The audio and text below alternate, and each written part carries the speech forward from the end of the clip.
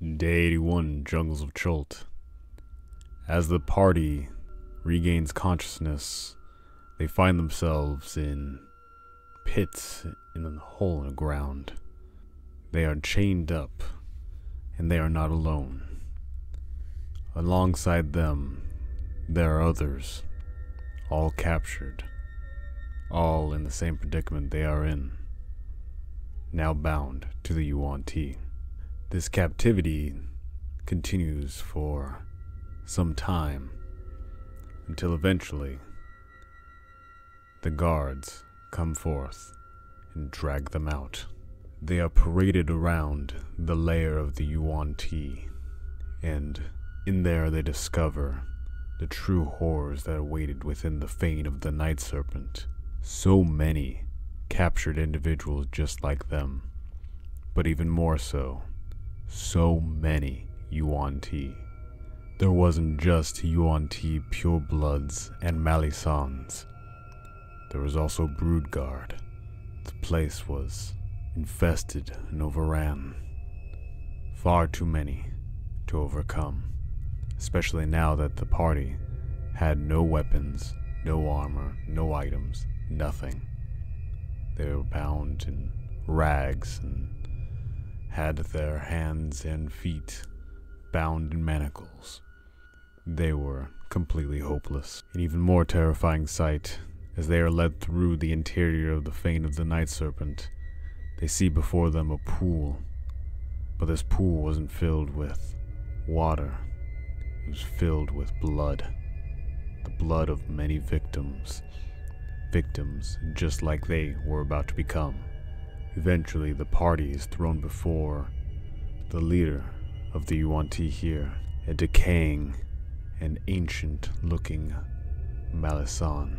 As he spoke to the party, he revealed himself to be Raz-N-Si. Raz-N-Si quickly determined that they would be put to work. They were now slaves of the Yuan-Ti, where they would toil and trouble away for the rest of their lives. It is here where the party finally saw their guide, Salida, emerge from the shadows and revealed her true form. For you see, Salida wasn't a human. She was a Yuan-Ti pureblood. Raz-N-Si congratulated Salida on another job well done, duping individuals all the way here to provide more slave labor and sacrifice to Dendar, the Night Serpent. The party was furious, but they were bound, and if they tried striking back, they knew they would be killed. So they bit their tongues and returned to their cells. Several hours later, the party was gathered up, and they were each given tasks to fulfill within the Fane. Zoltan was tasked with being a servant boy in the Yuan-Ti bathing area.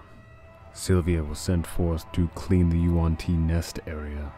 Baka was sent to assist Zopal, a Yuan-Ti that was working in the poison distillery, and Gelabron was instructed to feed a dead prisoner to the Hydra.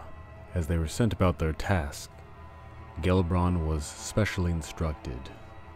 Salida had told the Yuan-Ti, of course, that Gelabron was an Eldritch Knight, and he could summon forth his weapons, even if he didn't have the components for spellcasting. Gelabron was given but one warning. If you were to summon your weapons out from the armory, he would be killed. The party was split up, and they set about their task, trying to uncover any piece of information that they could. Sylvia was able to overhear some talk that there was perhaps a challenger that was going to approach Raz-N-Si.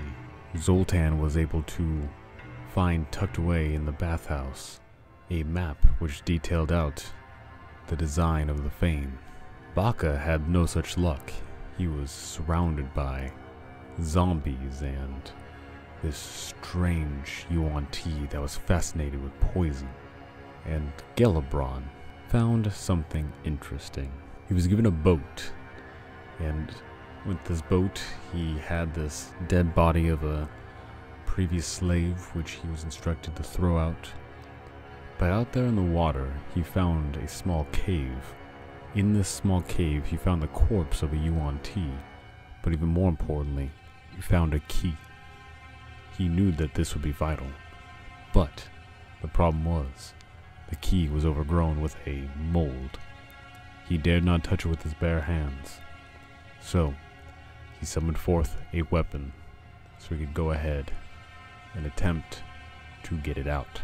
He did so successfully, returned, hid the key very thoroughly, dumped the body into the water, and as he paddled away, he saw the Hydra emerge from the water for a brief second, and then began to consume the poor, unfortunate soul.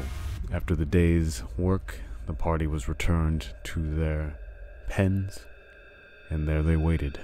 They all briefly discussed what they had discovered, but before they could get any good information or any plan discovered, the guards came. Fane, the second in command of the Yuan-Ti here, looked around and commanded that Gelebron be brought to sacrifice. They of course discovered that he had broken the rules. He had summoned forth his weapon, and it was now missing from the armory. Gelebron tried one desperate attempt to escape. He tried running past, but there was too many Yuan-Ti. They struck him down, and the party saw Gelebron's body dragged away and out of sight. That night, Selida approached the party and offered her condolences to the party for their terrible fate, that they were now slaves of the Yuan-Ti, that they would be trapped here forever, and that Gelebron was dead. Of course, the party did not want to hear any of this coming from Selida. Selida acknowledged this, but confided in the party that she did not like her position in the Fane of the Night Serpent. You see, Selida had grown tired of this caste system. She was born a Yuan-Ti pureblood, and for that sin, she was destined to always be lower class, to never ascend, to never be given the special privileges and power from hard work and diligence. Selida had worked hard her whole life, and she knew it was going nowhere. She confided this to the party, and she promised that in a day's time, she would give the party an opportunity to escape. You see, the Fane was going to be very busy fairly soon. A Yuan-Ti abomination was arriving to challenge Razin Sea for control over this Fane. Selida was going to use this as a distraction and allow the group to slip by, get out, and make their way to safety. Would this plan pan out? Was Selida deceiving the party yet again?